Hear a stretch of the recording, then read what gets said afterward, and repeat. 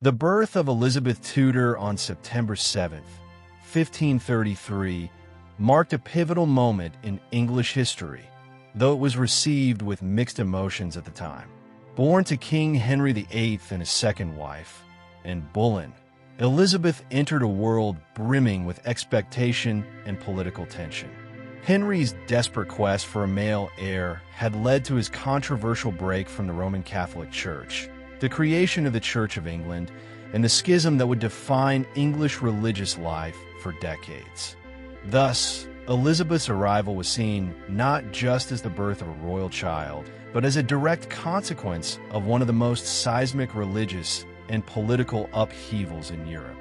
From the outset, Elizabeth's existence was tied to profound disappointment for her father. King Henry VIII had gone to extraordinary lengths to annul his marriage to Catherine of Aragon in the hope of siring a male successor. The birth of a daughter, rather than the longed-for son, was perceived as a personal and political setback. Nevertheless, Elizabeth was named after her grandmothers, Elizabeth of York and Elizabeth Howard, and given a place within the royal succession, although her position remained precarious and highly dependent on her father's fluctuating favor. The circumstances of Elizabeth's birth also illuminated the dangerous volatility of court life in Tudor England, and Boleyn, once celebrated for her wit and charm, quickly found herself the target of growing resentment and political intrigue. Despite initial celebrations, it became clear that Anne's failure to provide a male heir would render her vulnerable.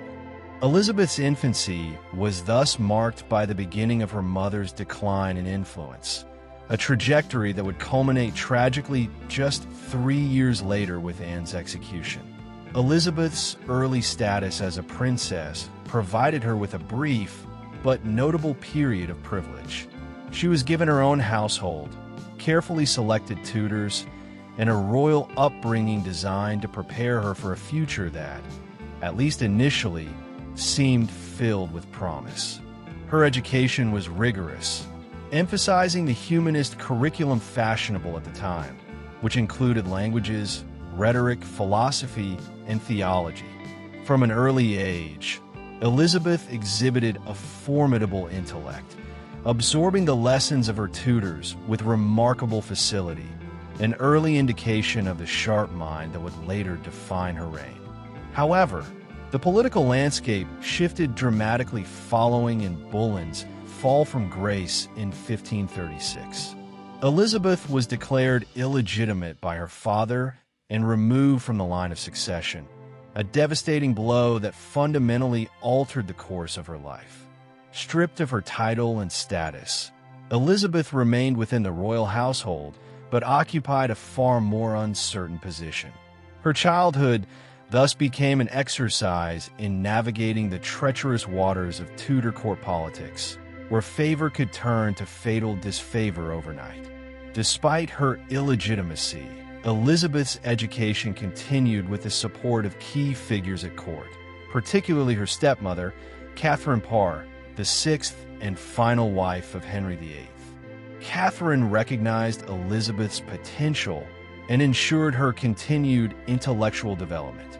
It was during this time that Elizabeth honed her skills in multiple languages, including Latin, French, Italian, and Greek, and developed the rhetorical precision and political acumen that would become her hallmarks as queen. Her early mastery of languages not only reflected her keen intellect, but also positioned her as a monarch adept at diplomacy. The dynamics of succession continued to evolve as Elizabeth's half-brother, Edward VI, was born in 1537. As a male heir, Edward superseded both Elizabeth and her elder half-sister Mary in the line of succession, further diminishing Elizabeth's prospects.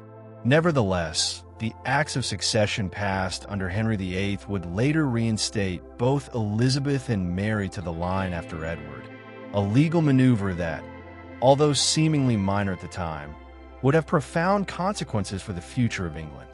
The death of Henry VIII in 1547 left a kingdom divided and vulnerable. Edward VI's short reign plunged England into religious and political turmoil, as radical Protestant reforms alienated many traditionalists. Elizabeth, during this period, cultivated a careful neutrality, learning the importance of patience, discretion, and survival, traits that would define her reign.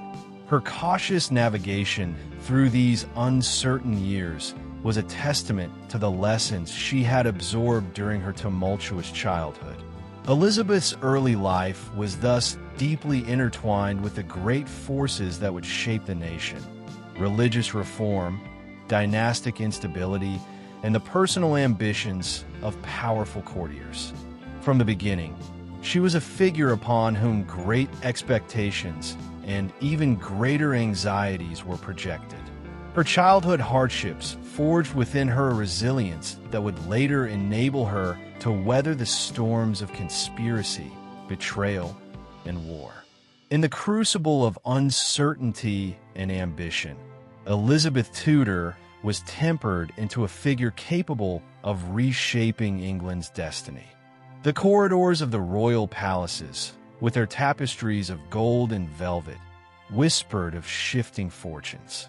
Within these walls, young Elizabeth grew not as the cherished heir, but as a sharp-eyed observer, learning the perilous art of survival in a court where loyalty was a fleeting currency. She moved among courtiers whose smiles concealed daggers and where each whispered conversation could signal the rise or fall of a noble house. Though denied the splendor she might once have been promised, Elizabeth absorbed the nuances of a world where silence was often the most prudent reply. At Hatfield House, her childhood residence after her mother's death, Elizabeth's life was governed by routine and strict decorum. Her days were filled with study, prayer, and the disciplined practice of courtly manners. The grand halls were often cold, the long windows letting in shafts of pale English light that illuminated her lessons in Latin grammar, the histories of ancient empires, and the art of eloquence. Books became her closest companions, offering worlds more stable and just than the turbulent one she inhabited. The presence of her half-sister, Mary, hovered like a specter in her early years. Much older and embittered by her own fall from favor, Mary carried the weight of her mother Catherine of Aragon's disgrace and viewed Elizabeth with a complicated mixture of pity and resentment. Their occasional meetings were fraught with tension, the air heavy with unspoken grievances. Yet Elizabeth, even as a child, maintained a posture of impeccable courtesy, mastering the delicate balance between familial loyalty and personal preservation. The great lords and ladies who passed through Hatfield often treated Elizabeth with a mixture of condescension and curiosity. To some, she was the discarded daughter of a disgraced queen. To others, a girl whose sharp mind and luminous presence hinted at a destiny yet unseen. In the ornate gardens, where the roses grew tangled and wild, Elizabeth would often walk alone, contemplating the weight of the blood that ran through her veins. Tudor blood, fierce and unyielding, yet forever shadowed by the specter of her mother's fall. Her guardians, often appointed by the ever-shifting hands of the monarchy, monitored her movements and studies with an exacting gaze. They expected her to be both obedient and invisible, a task Elizabeth performed with artful skill. Yet beneath the surface of decorum, her mind was alive with ambition and dreams, tempered by a growing awareness of the fragility of fortune. She learned early that knowledge was a shield, wit a weapon, and caution a necessity. Elizabeth's education was unlike that of any ordinary noble child. Under the tutelage of scholars like Roger Ascham, she was introduced to the philosophies of Cicero and the intricate politics of Machiavelli. Her pen danced across parchment in multiple languages. Her mind devoured the principles of governance, history, and theology. In quiet chambers lined with leather-bound volumes, Elizabeth built an inner fortress of intellect and discernment, a defense against the uncertainties that had defined her existence. Court entertainments offered rare interludes of color and music in her otherwise studious life. Masks, dances, and banquets, with their glittering pageantry, unveiled the performances that power demanded. Elizabeth watched from the edges, studying the graceful deceptions, the calculated gestures, and the alliances made with a single glance. It was theater of the highest stakes, and the young princess took careful notes, understanding that one day she might need to step onto that stage herself. The changing faces of power left indelible marks on her character. The downfall of nobles once thought untouchable, the sudden exile of once favored courtiers, and the ceaseless murmurs of conspiracy wove an atmosphere of latent threat. Elizabeth never knew when an ally might become a foe or when an innocent jest might be twisted into treason. The lessons were harsh, but she absorbed them with a stoic grace, allowing them to shape the steel within her. Beneath the surface of political tension, Elizabeth's personal world was no less complicated.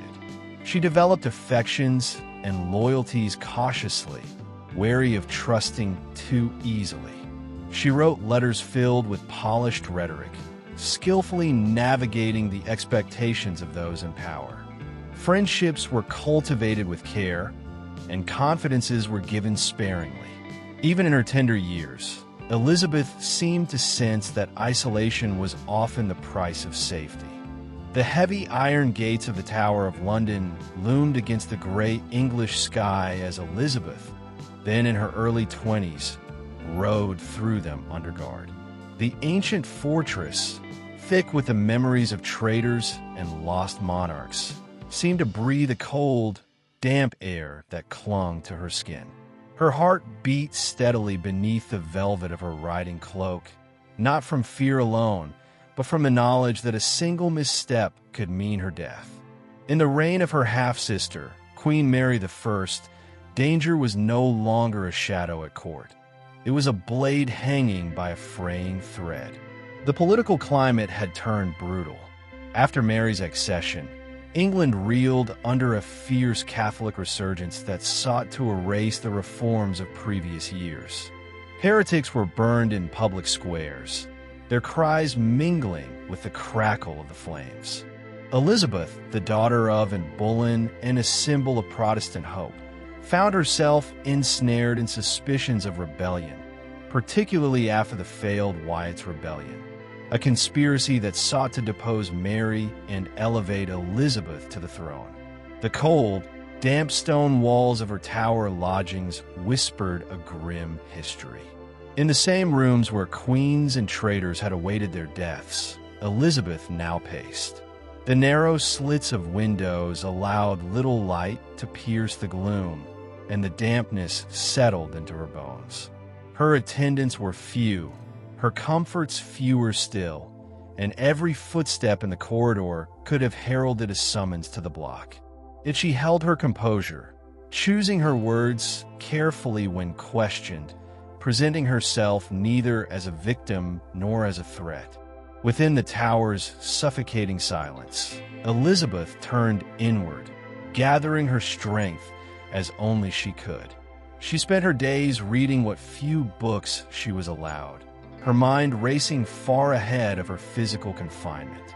She wrote letters to Queen Mary, their phrasing masterful, threading the needle between protestations of loyalty and firm assertions of innocence.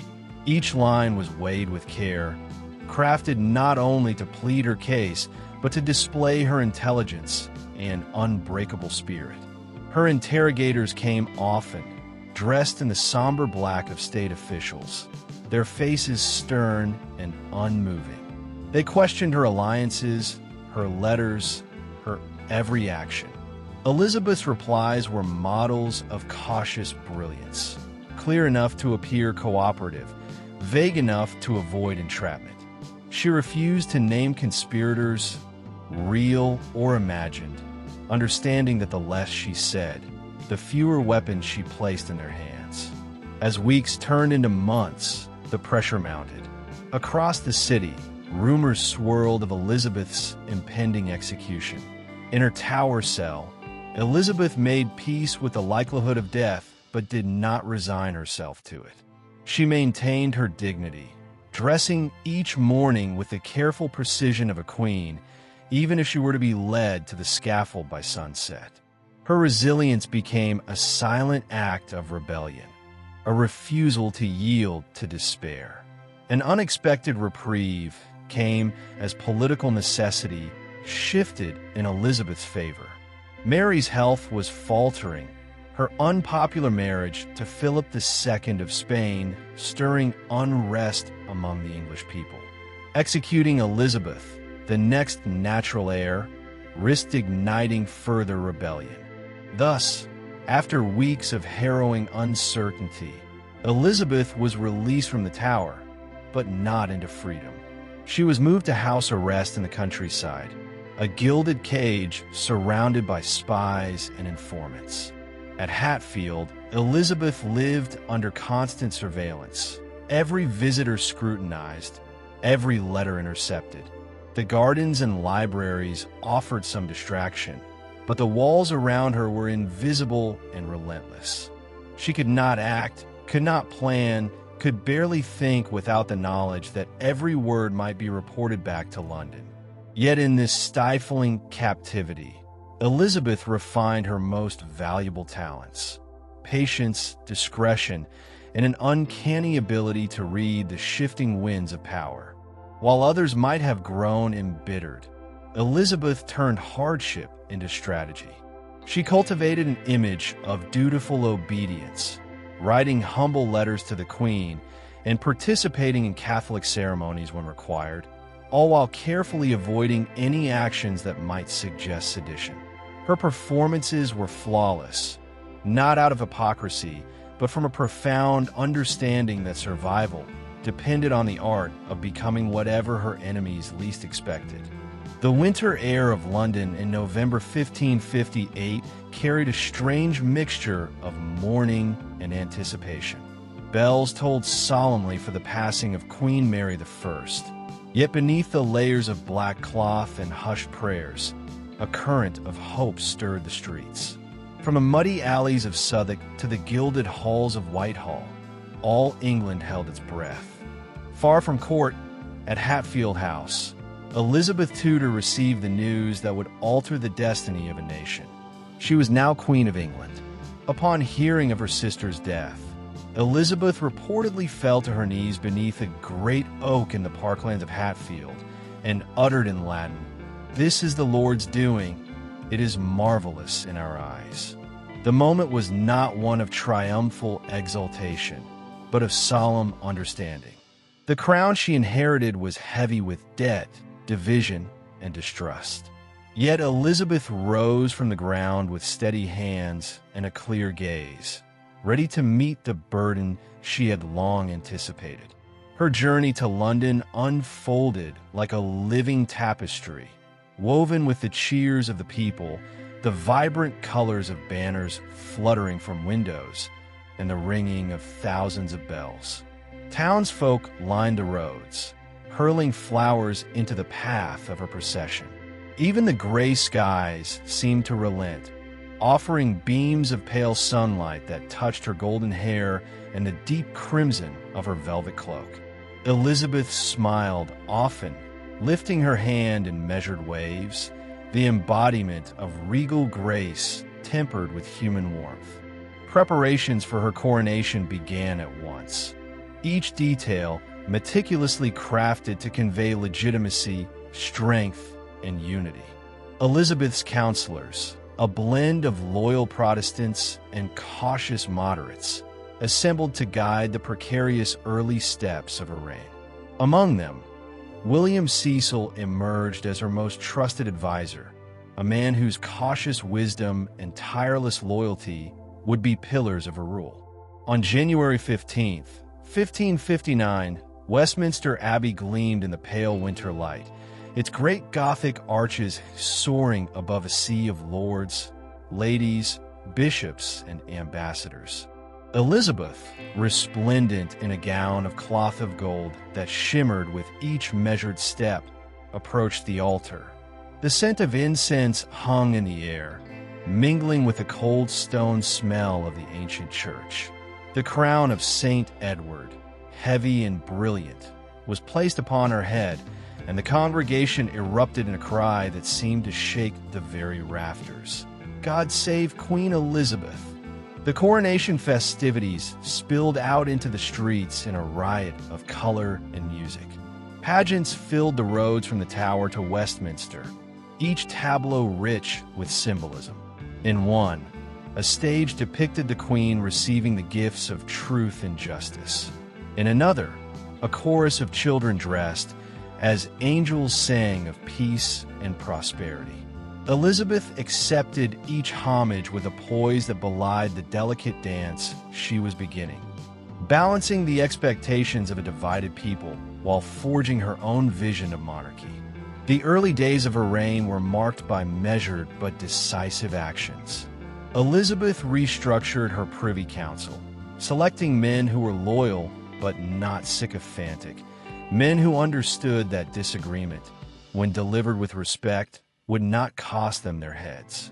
She spoke little in council meetings, preferring to listen and observe, and when she spoke, her words were deliberate, sharpened by the years of caution that had kept her alive. Outside the palace walls, the kingdom stirred uneasily. The wounds of religious conflict still bled, and foreign powers watched with predatory eyes, eager to exploit any weakness. Elizabeth moved with careful swiftness, ordering the drafting of new legislation to redefine the religious structure of England. She demanded a church that could walk the line between old and new, not to heal all rifts, but to stabilize her realm and assert her sovereignty. The court itself began to change under Elizabeth's hand. Where Mary's court had been somber and heavily Spanish in influence, Elizabeth's court bloomed with vibrancy, wit, and the arts. Music filled the long galleries, poets and scholars found eager patronage, and fashion became a brilliant display of national pride. Yet beneath the glittering surface, the machinery of power was ever turning. Elizabeth's smiles were genuine, but they were also weapons. Her dances were delightful, but they often ended with alliances formed or enemies placated. The kingdom Elizabeth inherited was fractured, its soul torn between the bitter rifts of Catholicism and Protestantism. After decades of religious upheaval, England had become a land divided, Catholic on one side, Protestant on the other, with neither willing to yield. The tension had led to the deaths of many, from martyrs burned at the stake to the executions of high-ranking figures. The air was thick with suspicion, where even the slightest deviation from the accepted creed could result in punishment. It was within this cauldron of discord that Elizabeth, newly crowned and anxious to consolidate her power, began to craft her delicate solution, the Elizabethan religious settlement. Elizabeth knew that the path she must tread was fraught with peril. The memory of her sister Mary's brutal attempt to restore Catholicism was fresh in the minds of many, and the flames of heresy had scorched the earth only a few years before. Elizabeth, however, was determined to find a way that would allow England to heal without abandoning either faith completely. She understood, perhaps more deeply than anyone, that her throne depended not just on loyalty to her, but on her ability to unify a nation torn by conflicting beliefs. In 1559, the Elizabethan religious settlement was born, a complex mixture of legislation that sought to strike a balance between the extremes of both Catholicism and Protestantism. The Act of Supremacy declared Elizabeth the supreme governor of the Church of England, affirming her authority over both state and faith. This, for many, was a symbolic declaration of her independence from the papacy. a blow to the Catholic powers who had long desired to reclaim England. But alongside it, the Act of Uniformity sought to appease the Catholics by maintaining many traditional liturgical practices, ensuring that the outward form of worship would be recognizable and palatable to the majority of her people. However, Elizabeth's settlement was not without its critics. For the devout Catholics, her insistence on breaking from Rome remained an affront to their religious convictions. To them, Elizabeth was a heretic and a usurper, no different from her father, Henry VIII. But for the radical Protestants, Elizabeth was a compromise, a monarch who, while not entirely embracing the purity of Protestant belief, was unwilling to carry out the reforms they desired. The settlement, therefore, was a fraught negotiation, not one of compromise, but one of survival, ensuring that Elizabeth could maintain control in a kingdom where religious identity had become a battleground. Elizabeth's Protestant sympathies were clear, yet she recognized the need for moderation. She allowed the practice of Catholic rituals in private, but public worship was firmly shaped by the Protestant ethos. The Book of Common Prayer was revised under her guidance, merging the simplicity of Protestant doctrine with the structure of Catholic ritual. This pragmatic approach allowed her to maintain a semblance of unity, but her Catholic subjects were never fully appeased. The traditionalists, particularly those who had witnessed Mary's restoration of papal authority, remained suspicious of the Queen's intentions. To secure her position further, Elizabeth summoned a group of trusted advisors to create the 39 Articles, a set of religious doctrines that defined the Church of England's position. While these articles affirmed Protestant beliefs, they did so in such a way that they left some room for Catholic practices. Elizabeth's goal was not to eradicate Catholicism, but to create a national church that could accommodate the greatest number of her subjects. The result was a religious settlement that satisfied neither extreme, but managed to carve out a middle ground that allowed Elizabeth to consolidate her rule. Throughout her reign, Elizabeth remained a steadfast figurehead of the Church of England. Her authority as its supreme governor was rarely questioned, even as Catholic threats loomed from across the seas, particularly from Spain.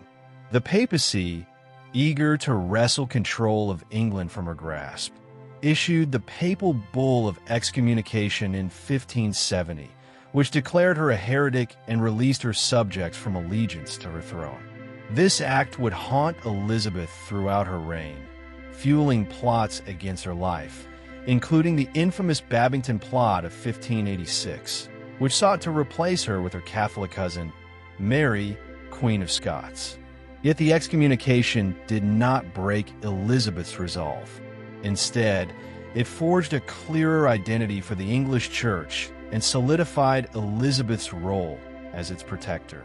It also contributed to her growing sense of England's unique position in the world, no longer bound by the control of Rome, nor dominated by Spain or any other foreign power. The tensions with Catholic Europe reached their peak with the Spanish Armada in 1588, but the seeds of England's religious independence had been planted long before that fateful clash on the seas. In the years following the settlement, the Queen's policies would continue to face challenges, particularly from the Puritans, a more radical Protestant faction that demanded further reforms. These dissenters, believing that the Church of England retained too many Catholic elements, would push for stricter religious discipline. Yet Elizabeth's pragmatic leadership meant that she avoided direct confrontation with these factions, preferring instead to maintain a delicate balance that kept both sides from gaining too much ground. The Elizabethan religious settlement was thus both a triumph and a challenge for Elizabeth. It was a masterstroke of statecraft, one that allowed her to govern a deeply divided country. But it was also a fragile compromise, one that could unravel at any moment if tensions on either side were pushed too far. Despite this, Elizabeth's political acumen allowed her to navigate the turbulent waters of religious division with grace, ensuring that England remained a Protestant nation while still giving room for the memory of Catholic tradition to endure. Elizabeth I's reign was not only defined by her policies and her role as a monarch, but by the complex and carefully crafted persona she projected to both her subjects and the world. One of the most enduring aspects of her legacy was the image of the Virgin Queen, a title that would echo throughout history, encapsulating both her political strategy and the cultural myths surrounding her reign. This image became one of the most powerful tools in her rule, carefully cultivated and strategically reinforced throughout her life. From the moment Elizabeth ascended to the throne, her unmarried status became a focal point of both court gossip and international diplomacy. The idea of the Virgin Queen was not merely a reflection of her personal choices, but a symbol of her nation's strength, independence, and purity.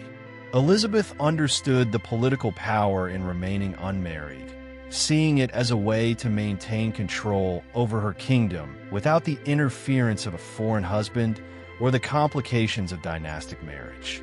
In a time when marriages were tools of alliance, peace, and power, Elizabeth's refusal to marry placed her in stark contrast to her predecessors and contemporaries. Yet, despite her firm resolve to remain single, Elizabeth's court was filled with suitors. Foreign princes, English lords, and even the most influential men in Europe attempted to win her hand in marriage, each bringing with them not just affection, but political ambition. The idea of an alliance with England was one of the most coveted prizes in Europe, and Elizabeth's refusal to marry became a matter of great intrigue. Among her most notable suitors were Philip II of Spain, Francis, Duke of Anjou, and Robert Dudley, the latter being her longtime favorite, though no romantic union ever materialized. The court dances and pageants that surrounded Elizabeth's reign often played upon the theme of her virginity, weaving a cultural narrative that reinforced her authority. Portraits of Elizabeth, painted by artists like Marcus Gerertz and Isaac Oliver, depicted her as the epitome of regal beauty and purity, wearing elaborate gowns that emphasized her status as a sovereign and as a woman untouched by the bonds of marriage. In these images, Elizabeth's face was serene, her expression both dignified and untouchable, her posture always erect with the unmistakable symbol of power. The Virgin Queen was not merely a title given to her by the people. It was one she embraced and utilized in ways that reinforced her political autonomy. She was no longer seen as a woman who needed a man by her side to rule, but as a sovereign in her own right. By maintaining the illusion of unattainability, Elizabeth positioned herself as the embodiment of England itself. In this regard, her virginity became a symbol of her nation's purity and resilience, untarnished by the compromises that marriage would have imposed. Her refusal to marry was, however, not simply a rejection of suitors, but a carefully constructed message that transcended the realm of personal choice. It was a declaration of England's sovereignty. By remaining unmarried, Elizabeth also ensured that the crown would pass directly to her heirs, should she produce any, rather than to the spouse of her choosing. The marriage question was a powerful tool, one that placed her above the reach of foreign influence. Her identity as a ruler became inseparable from her identity as a virgin queen, untouched by outside forces, wholly independent. But the idea of the Virgin Queen was not without its complexities. Elizabeth's celibacy was often questioned, especially by those within her own court who saw marriage as necessary for political stability. Some critics believe her refusal to marry would leave England vulnerable, casting her as a ruler who denied her subjects the possibility of a direct heir. These concerns would come to a head as Elizabeth grew older and as the demands for a successor became more pressing. Elizabeth's closest confidants, however, understood the strategic brilliance of her decision. Robert Cecil, her trusted advisor, and Francis Walsingham, her spy master, both recognized the weight of the Queen's position. While Elizabeth may have been unable to produce an heir, her power as an unmarried queen was unparalleled. She was the center of political life in England, the fulcrum upon which the delicate balance of power rested. The idea of a political marriage, especially one that involved a foreign prince, was too risky. To marry would be to relinquish some measure of control, to hand part of her kingdom over to another power. The question of marriage persisted throughout Elizabeth's reign, becoming a touchstone for political maneuvering. Foreign ambassadors used marriage proposals as bargaining chips, hoping to gain favor with the Queen by offering their sons or nephews as potential husbands. Yet Elizabeth remained unwavering, deflecting their advances with charm and wit. When she did entertain the idea of marriage, it was always on her own terms, designed not to give away her power, but to strengthen her position. As Elizabeth aged, her image as the Virgin Queen became even more entrenched. It was a symbolic representation of her enduring reign, her ability to maintain control over her destiny and her nation. Portraits and plays continued to celebrate her as the Mother of England, a queen whose personal identity was inseparable from the welfare of her country. She was the virgin who, in some strange alchemy, had made a whole nation her child. The summer of 1588 would forever be etched in the annals of English history as a turning point not just for England, but for the world. The forces of Spain, under the command of King Philip II, assembled an armada of unimaginable scale. Over 130 ships, thousands of men, and the might of one of the most formidable naval forces in Europe. Philip's goal was nothing less than the conquest of England, to restore Catholicism to the island, and to remove Elizabeth I from the throne. This was to be a war of religion, of empire, and of destiny. The Spanish Armada loomed like a shadow over England, the mere sight of its massive fleet enough to send tremors through the heart of the realm. For the English, the news of the impending invasion sent waves of fear and uncertainty throughout the kingdom. The streets of London were filled with rumors, and the coastal towns braced themselves for battle. The situation was dire. Elizabeth's navy, though strong, was smaller in number and relatively inexperienced compared to the seasoned might of Spain. Yet in the face of this overwhelming threat, Elizabeth remained resolute, determined to protect her kingdom, her people, and her vision of England's future. On July 19, 1588, the Spanish Armada set sail from the ports of Lisbon, its course set toward the English Channel. News spread quickly, and Elizabeth was informed by her advisors of the fleet's movements. The Queen immediately summoned her council, as well as her naval commanders, among them the great Admiral Lord Howard of Effingham and the legendary sea captain Sir Francis Drake. Despite the heavy odds, Elizabeth displayed an unwavering calm. She knew that victory would not be won through sheer numbers, but through strategy, speed, and the indomitable spirit of her navy.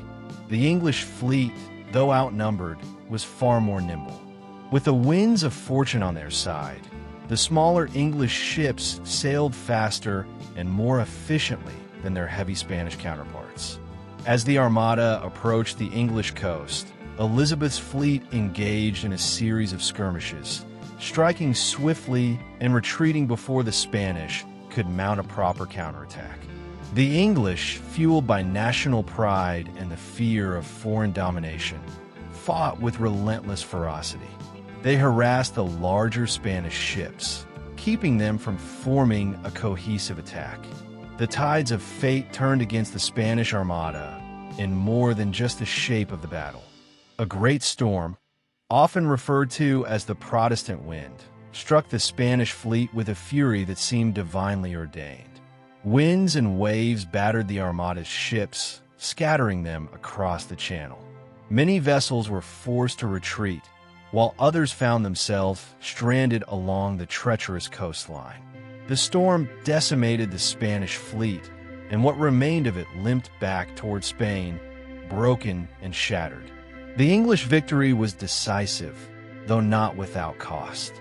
Though Elizabeth's forces were victorious, the engagement had been a fierce and bloody one, and many lives were lost.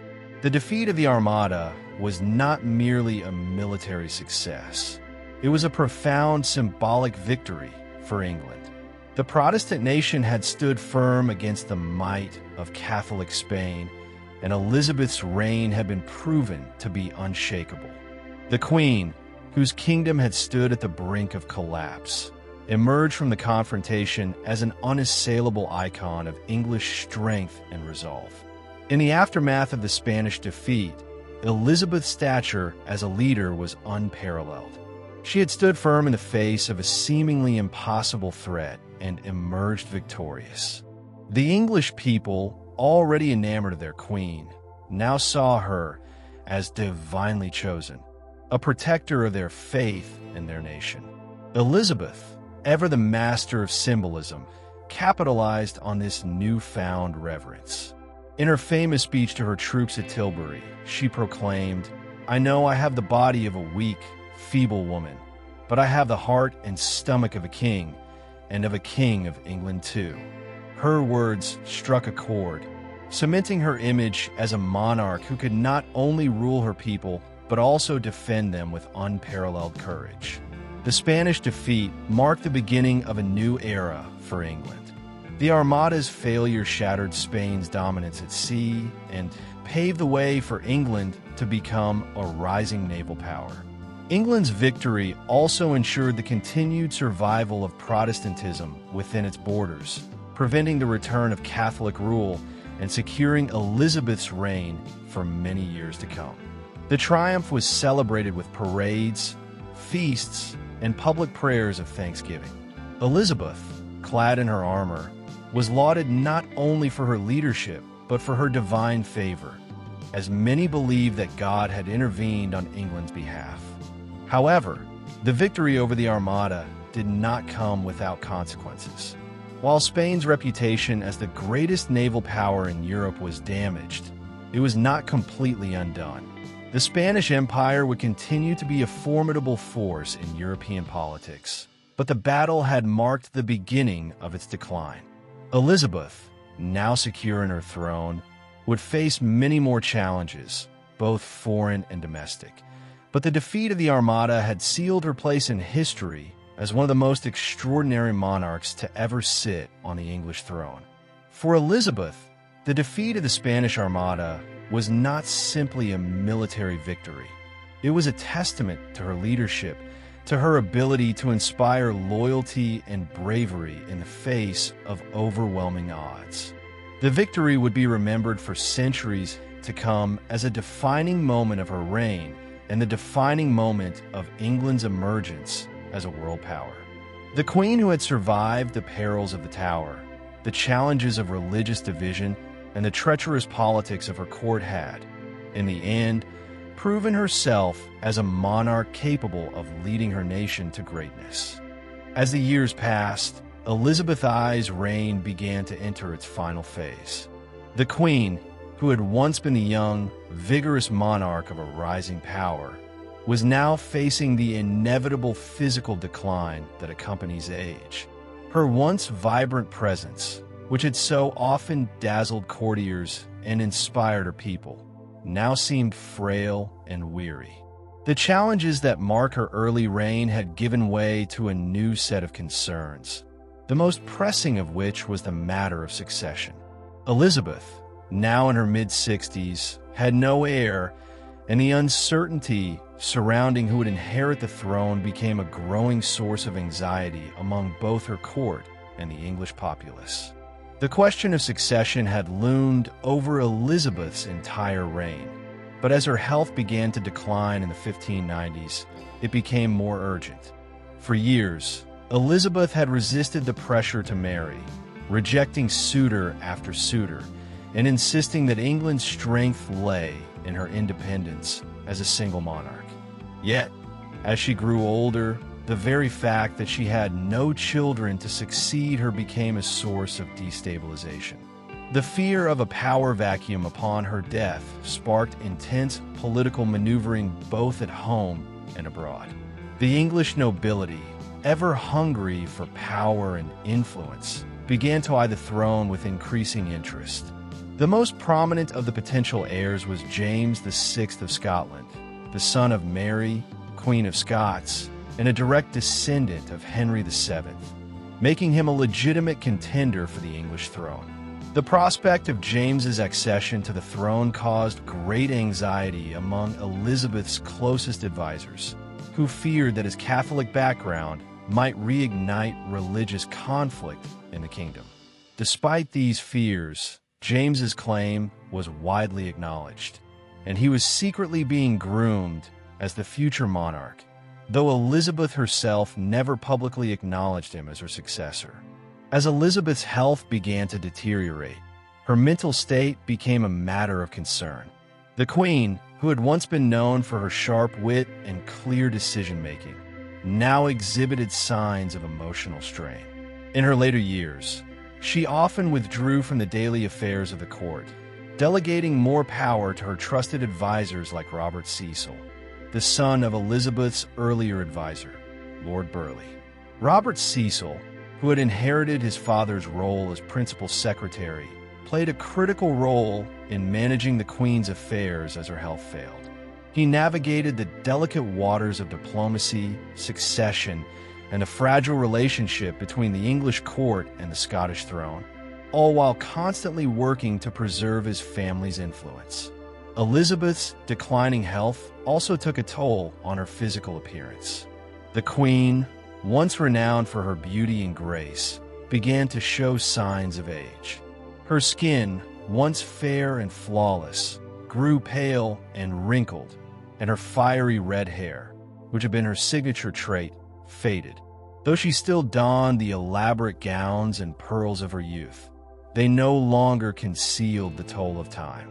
As her outward appearance changed, her inner strength seemed to wither. Elizabeth's capacity to command the full respect and loyalty of her courtiers was slowly diminishing. The Queen's advisors, however, were careful not to openly discuss the matter of succession in her presence, fearing her wrath. Elizabeth was still, in many ways, an indomitable figure, and those who dared to mention the issue in her presence risked angering the Queen. Despite the obvious signs of aging, Elizabeth remained proud and resolute, unwilling to acknowledge her vulnerability. She continued to hold court, to make appearances, and to maintain her image as the Virgin Queen. Yet, beneath the surface, the fragility of her health was becoming increasingly apparent to those around her. Her final years were marked by a series of personal losses that deepened her isolation. The death of Robert Dudley, once her closest companion and favorite, in 1588, was a blow from which Elizabeth never fully recovered. Dudley had been a constant presence in her life, and his absence left a void in the Queen's heart that no other person could fill. His death, coupled with the passing of other beloved figures at court, left Elizabeth with fewer allies and fewer people she could trust. Her loneliness became more pronounced, and she began to exhibit symptoms of depression. Some even speculate that her declining health was exacerbated by the emotional weight of these losses, as she grappled with the inevitability of aging without a family to support her. Despite these personal challenges, Elizabeth's ability to remain a powerful political figure did not wane entirely. The Queen still commanded immense respect from her subjects, and her presence continued to serve as a unifying force in England. However, the cracks in her persona were becoming harder to hide. The queen who had once defied all odds, who had stood resolute against Spain and France, now faced the most insurmountable challenge of all, the decline of her own body and the uncertainty of who would take the throne after her. As Elizabeth's final years unfolded, her advisors quietly began to prepare for the inevitable. In 1601, the Queen delivered her famous Golden Speech to Parliament, a poignant reflection on her reign and the challenges that lay ahead. In this speech, she expressed her gratitude for the loyalty of her people, but she also acknowledged the difficulty of ruling a kingdom in her waning years. Elizabeth's words revealed a monarch who was aware of the limitations of her age, but who, even in her decline, refused to surrender her authority. Her relationship with James VI of Scotland continued to evolve as well, and it became increasingly clear that he would be the successor to the English throne. Despite Elizabeth's refusal to name him outright, James, who was Protestant, was already recognized as the heir in the eyes of much of the English court. In fact, Elizabeth's advisors were aware that James's accession was the most stable solution to the problem of succession, and they worked behind the scenes to ensure a peaceful transition when the time came. In 1603, after a long period of suffering and emotional strain, Elizabeth I passed away at the age of 69, having ruled England for 44 years. Her death marked the end of the Tudor dynasty, and with it, the beginning of the Stuart dynasty under James I. Though Elizabeth left no direct heirs, her legacy endured in the form of a powerful, unified England, a nation that had survived the greatest challenges of its time and emerged stronger for it. Elizabeth I's reign, though it ended with her death in 1603, left a profound and lasting imprint on England. In the centuries following her death, her legacy would be shaped by historians, poets, and artists, all of whom would seek to define her as one of the most remarkable figures in European history. Elizabeth's reign was marked by her ability to steer England through religious, political, and military turbulence, shaping the future of a nation that would come to dominate the globe in the centuries to follow. The echoes of her leadership and the reforms she championed reverberated long after her death, transforming England into a powerful and influential nation. One of the most significant aspects of Elizabeth's legacy was her successful navigation of religious conflict. Upon ascending to the throne, England was a deeply divided nation, torn between Catholicism and Protestantism. The English Reformation, which had begun under her father, Henry VIII, was still a source of tension, and the Catholic Church's influence in England had been severely weakened. Elizabeth, herself a Protestant, sought to establish a middle ground through the Elizabethan religious settlement, a series of laws designed to solidify the Church of England's Protestant identity while allowing some tolerance for Catholics. Though this settlement did not entirely resolve religious tensions, it succeeded in maintaining England's Protestant identity and avoided the kind of religious wars that ravaged other parts of Europe. Another key aspect of Elizabeth's legacy was her cultivation of England's international standing.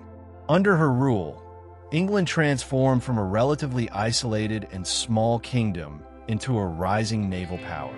The defeat of the Spanish Armada in 1588 was one of the most celebrated victories in English history, and it set the stage for England's emergence as a global maritime power. The expansion of English trade, particularly with the Americas and the Far East, created the foundation for the later establishment of the British Empire. Elizabeth's support for exploration and the establishment of overseas colonies, though modest in comparison to what would come later, marked the beginning of England's role in shaping world history. Elizabeth's reign also left a deep imprint on English culture. During her time, the Elizabethan era became synonymous with a flourishing of literature, drama, and the arts. The period saw the rise of William Shakespeare, whose plays would go on to become some of the most important works in the English language. Poets, playwrights, and artists thrived under Elizabeth's patronage, and her court became a hub of creativity. The Queen herself, though not a writer, was a highly educated woman and a patron of the arts, often engaging with writers and artists in ways that influenced the cultural landscape of her time. Her reign was a golden age for English culture, where the arts and literature flourished as never before. Elizabeth's personal image was also central to her legacy. The Virgin Queen became an enduring symbol of both her political independence and the nation's purity. She was seen not only as a ruler, but as a maternal figure who protected the nation from both internal and external threats. Her refusal to marry was interpreted as a powerful statement of her devotion to her country, and her image was consistently crafted to reinforce the idea that she was married to England. The portraits of Elizabeth, painted with meticulous detail by artists like Nicholas Hilliard and Gerards the Younger, immortalized her as the eternal queen, whose beauty, grace, and strength would forever be associated with the nation she ruled. At the same time, Elizabeth's leadership style left behind an enduring legacy in terms of governance. She ruled as an absolute monarch, but unlike some of her contemporaries, she managed to balance power with a degree of pragmatism that allowed her to avoid alienating powerful factions within her court. Her ability to manage the complex relationships between the nobility, her advisors, and foreign powers showcased a political intelligence that would be studied by future generations of rulers. Though she faced constant challenges, including the plotting of rival claimants to the throne and the ever-present pressure of foreign threats, Elizabeth maintained control through a combination of diplomacy, strategic marriages, albeit unfulfilled, and careful alliances. One of the most remarkable features of Elizabeth's reign was the stability she provided to England, even in the face of enormous challenges. After years of turmoil and uncertainty under the reigns of her siblings, Edward VI and Mary I, Elizabeth brought a sense of stability to the throne. Her reign, lasting 44 years, is remembered as a period in which England experienced relative peace, prosperity, and growth. Even when challenges arose, whether in the form of internal rebellion, external war, or political intrigue, Elizabeth managed to navigate them with deftness, ensuring that England's position remained strong. Elizabeth's death in 1603 brought an end to the Tudor dynasty, but her legacy lived on in the Stuart dynasty that succeeded her. The transition to the rule of James I, her cousin, James VI of Scotland, was peaceful, which in itself was a testament to the strength and stability Elizabeth had fostered. James inherited a kingdom that was more powerful and more influential than ever before. It was under his rule that England would continue to expand its power and influence. However, the world Elizabeth had shaped was not without its challenges. The tensions that had simmered under her reign would eventually boil over during the Stuart period, leading to the English Civil War and the eventual execution of Charles I. Nevertheless, Elizabeth's contributions would continue to shape England's political and cultural landscape for centuries to come. As centuries passed, Elizabeth became an icon not just for England, but for the entire world.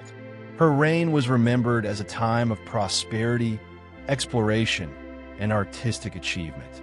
Writers, politicians, and artists in future generations would continue to draw inspiration from her leadership and the image of the steadfast, virgin monarch who had led her country through its most difficult trials. Her legacy became entwined with the idea of English exceptionalism, the belief that England, as a nation, was destined for greatness, shaped by the leadership of its greatest queen. In the 19th and 20th centuries, Elizabeth was lionized by historians and popular culture. She was depicted as the embodiment of England's golden age, the queen who had turned a small island nation into a world power. Her reign would be idealized in literature, film, and television, and her image would be used to inspire patriotism and national pride. The enduring legacy of Elizabeth I has transcended the boundaries of time, forever shaping not only English history, but also the broader story of the Western world. As the years have passed, her reign has become a symbol of both national pride and the timeless power of strong, visionary leadership. Elizabeth's influence is so ingrained in the cultural and political fabric of Britain that her name is now synonymous with the golden age of England. Even in the modern era, her life and reign remain a subject of fascination and admiration, immortalized in a myriad of ways from academia to popular culture. Elizabeth's place in history has been marked by the evolving lens of historians. In the centuries following her death, she was regarded primarily as a monarch who had restored England to a position of strength after the turbulence of her predecessors. Her reign represented a period of stability and national unity that contrasted sharply with the tumultuous decades that came before her. But as the centuries have passed, scholars have come to see Elizabeth as more than just a political figure. Her refusal to marry, her singular devotion to the throne, and her role as a woman in power have made her a subject of particular fascination, especially in the context of gender and authority. In the 19th and 20th centuries, Elizabeth I was resurrected as a symbol of feminine strength and resilience.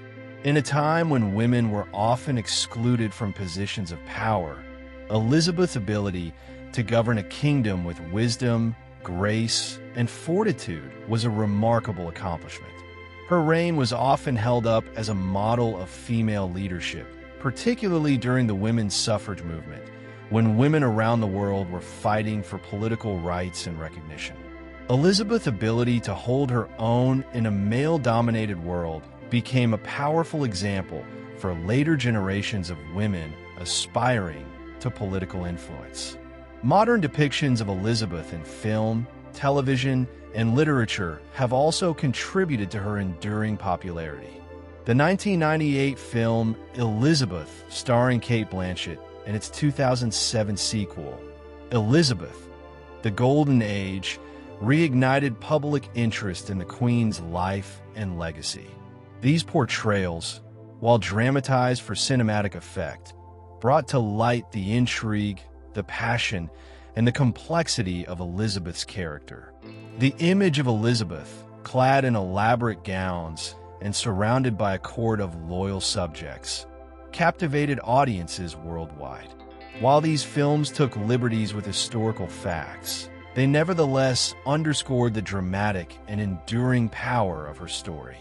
Elizabeth's influence extends far beyond the screen and the page. Her reign laid the groundwork for the rise of the British Empire, which would become the largest empire the world had ever seen. While Elizabeth did not live to see the full extent of Britain's imperial ambitions, her encouragement of exploration and trade set in motion the expansion of England's global influence. Figures like Sir Walter Raleigh and Sir Francis Drake, who flourished under her reign, became symbols of England's maritime power. The cultural and economic foundations laid during Elizabeth's time directly contributed to the expansion of the empire in the centuries that followed, from the 17th century through to the height of Britain's imperial dominance in the 19th and early 20th centuries. In the political realm, Elizabeth's methods of ruling have continued to influence leaders for centuries. Her ability to balance power, manage court intrigues, and navigate international diplomacy is often studied in political science as a model of statesmanship. Elizabeth understood the importance of maintaining her authority without alienating the nobility or the people, a strategy that has been cited in numerous works on governance. Her reign demonstrates the effectiveness of absolute monarchy tempered by pragmatism, something that helped her secure England's place in history while maintaining peace and order at home. Her legacy has also shaped the British monarchy itself. As the first monarch of the Tudor dynasty to have no direct heir, Elizabeth's death marked the end of an era, and it set the stage for the Stuart dynasty under James I. The smooth transition of power that followed her death, despite the religious and political tensions of the time, underscored the effectiveness of the framework Elizabeth had built for her kingdom. Her reign set a precedent for the stability of the British throne, and her role as an iconic monarch influenced the evolution of the monarchy into the constitutional institution that exists today. In addition to her political and cultural contributions, Elizabeth's reign also left a significant imprint on the English language. The Elizabethan era was a time of extraordinary literary output, with figures like Shakespeare, Christopher Marlowe, and Edmund Spenser producing works that have become cornerstones of English literature. The flowering of English drama and poetry during Elizabeth's reign contributed to the development of a national identity, and the works of these writers remain as influential today as they were in their time. Elizabeth, as a patron of the arts, played a crucial role in fostering an environment where creativity could thrive, and in turn, the English language became an important vehicle for artistic and intellectual expression. In modern England, the figure of Elizabeth I continues to be a source of national pride and historical reflection. She is celebrated as a symbol of nationalism, as her reign coincided with the development of English power and the emergence of an identity distinct from that of Catholic Europe. Elizabeth was not merely a ruler. She was a cultural icon, embodying the aspirations of the English people. Her portrayal as the Virgin Queen became a rallying cry for English unity, reinforcing the idea of an independent England that stood strong in the face of external threats and internal divisions. Her image was harnessed to promote national cohesion during times of crisis, from the defeat of the Armada to the First and Second World Wars. Though centuries have passed since her death, Elizabeth's reign remains a touchstone for understanding the complexities of leadership, identity, and governance. Her story continues to inspire, and her image remains one of the most powerful symbols of female empowerment in history. The Elizabethan age, often seen as a high point in English history, serves as a reminder of the potential for greatness in times of adversity. Her ability to overcome the obstacles of her time, to navigate the dangers of court politics, and to lead her nation to unparalleled success marks her as one of the most extraordinary figures in world history. In the modern world, Elizabeth I is not merely a historical figure. She is a legend. Her reign, with all its triumphs, its trials, and its complex legacy, continues to captivate the imagination of people across the globe. Elizabeth is not simply remembered for the deeds she accomplished, but for the image she projected as a ruler of unmatched vision, strength, and resolve. To this day, she is regarded as one of the greatest monarchs who ever lived, and her name remains synonymous with an era of English greatness. In the history of England and the world, Elizabeth I will forever reign as a queen unmatched.